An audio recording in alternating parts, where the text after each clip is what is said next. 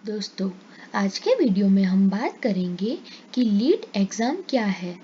दोस्तों, अगर आप लीट एग्ज़ाम देना चाहते हैं तो सबसे पहले तो आपको ये जानना होगा कि ये लीट एग्ज़ाम क्या होती है, लीट एग्ज़ाम की शैक्षिक योग्यता क्या होती है, कौन से स्टूडेंट ये एग्ज़ाम दे सकते हैं, लीट की परीक्षा कैसी होती है, परीक्षा में एग्ज़ाम पैटर्न कैसा होता है और लीट एग्ज़ाम का सेक्शन कैसे होता है।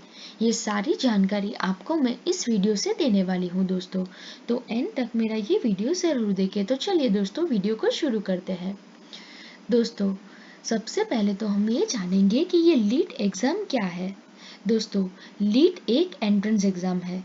किसी भी सरकारी टेक्निकल इंजीनियरिंग इंस्टीट्यूट के द्वारा जो इंजीनियरिंग कोर्स ऑफर किया जाता है, उन कोर्स को डायरेक्ट सेकेंड ईयर में एडमिशन लेने के लिए स्टूडेंट को एग्ज़ाम क्लियर करना होता है और आप इन एग्ज़ाम को 12th के बाद दे सकते हैं।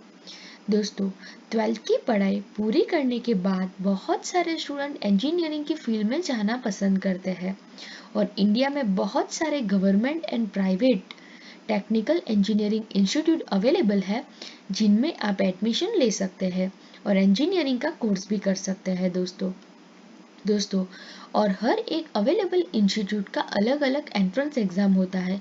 इनमें से कुछ एंट्रेंस एग्ज़ाम नेशनल लेवल पर भी होते हैं, तो कुछ स्टेट लेवल पर होते हैं और कुछ इंस्टीट्यूशन लेवल पर भी एंट्रेंस एग्ज़ाम कंडक्ट कराई जाती है। तो लीट एग्ज़ाम तभी देना होता है दोस्तों, अब हम जानेंगे कि कौन से स्टूडेंट एलिजिबल कहलाते हैं, मतलब कि एलिजिबिलिटी क्राइटेरिया क्या होती है स्टूडेंट की ये एग्ज़ाम को देने के लिए। तो दोस्तों, आपके पास किसी भी मान्यता प्राप्त बोर्ड से डिप्लोमा पास होना चाहिए और साथ ही साथ 10th क्लास का सर्टिफिकेट भी होना ज़रूरी है। दोस्तों, अगर आपने 10th के बाद 11th क्लास भी पढ़ ली है तो 12th क्लास भी कर लिया है आपने, तो 12th के बाद आपके पास डिप्लोमा होना चाहिए। अगर विद्यार्थी जनरल कैटेगरी से बिलोंग करते हैं तो उसके 45% मार्क्स होने चाहिए और SC/ST के लिए कम से कम 40% मार्क्स मांगते ही है, तभी आप लीट एग्ज़ाम के लिए एलिजिबल कहलाएंगे। अगर आप जनरल कैटेगरी से बिलोंग करते हो तो BSc डिग्री कम से कम 45% के साथ होनी चाहिए। अगर आप रिजर्व कैटेगरी से बिलोंग करते हो तो BSc डिग्री कम से कम 40% मार्क्स के साथ होनी चाहिए।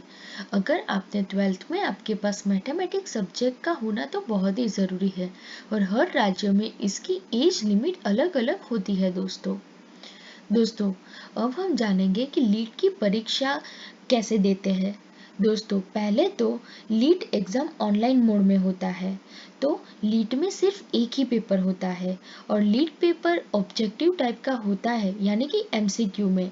तो आपको सिर्फ 90 मिनट्स मिलते हैं इसमें और एक पेपर को कंप्लीट करने के लिए 90 नंबर के 90 क्वेश्चन पूछे जाते हैं और नेगेटिव मार्किंग इसमें नहीं है। इसका मतलब एक सवाल एक नंबर का 1 मिनट होता है। लीट एग्ज़ाम सिर्फ इंग्लिश में ही आएगा, हिंदी गुजराती में नहीं आता है।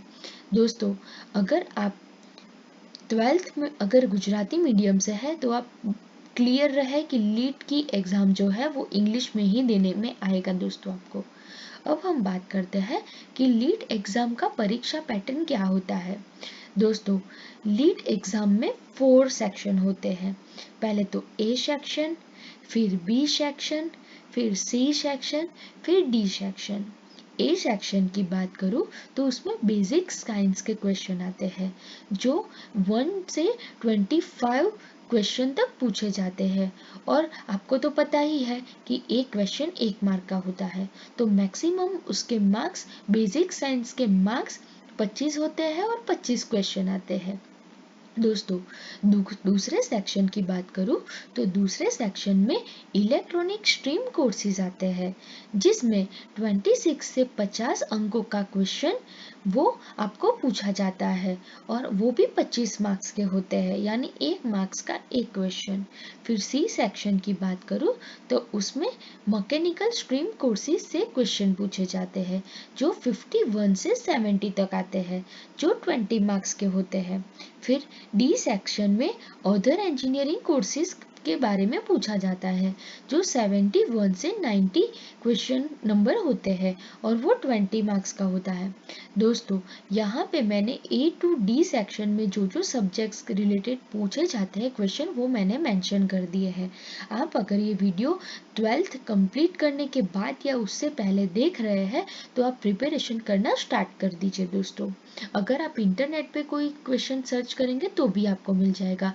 आपको अगर ओल्ड क्वेश्चन पेपर चाहिए तो आप इंटरनेट पे सर्च करके डाउनलोड कर सकते हैं, वो भी आपको वहाँ से मिल जाएंगे।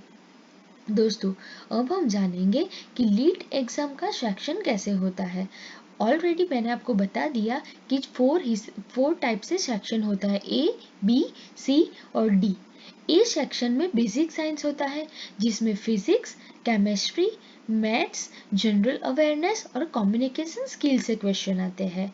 सेक्शन बी की बात करूं तो उसमें इलेक्ट्रॉनिक सुप्रीम कोर्स का सब्जेक्ट्स के क्वेश्चन होते हैं, जिसमें element of electrical engineering, element of electronic engineering, फिर एलिमेंट ऑफ कंप्यूटर इंजीनियरिंग से क्वेश्चन पूछे जाते हैं। दोस्तों, अब सी सेक्शन की बात करूं तो सी सेक्शन में मैकेनिकल स्ट्रीम कोर्सेज के सब्जेक्ट से क्वेश्चन आते हैं, जिसमें element of electronic engineering, element of production engineering या फिर मैन्युफैक्चरिंग प्रोसेस और ऑटो इंजीनियरिंग से क्वेश्चन पूछे जाते हैं। अब सेक्शन डी की बात करूं तो उसमें इंजीनियरिंग स्ट्रीम से क्वेश्चन आते हैं, जैसे कि सिविल इंजीनियरिंग कोर्सेज के, टेक्सटाइल इंजीनियरिंग के, केमिकल और प्रिंटिंग इंजीनियरिंग के, सिरेमिक इंजीनियरिंग के और फूड टेक्नोलॉजी के क्वेश्चन पूछे जाते हैं। दोस्तों, तो आपको ए से डी सेक्शन के आपका जो कॉन्सेप्ट है वो क्लियर हो चुका होगा कि कैसे कैसे आपको क्वेश्चन आएंगे। दोस्तों, आप जिस किसी भी स्टेट का एग्जाम देने वाले हो दोस्तों, उसकी और डिटेल आपको पहले पता होनी चाहिए।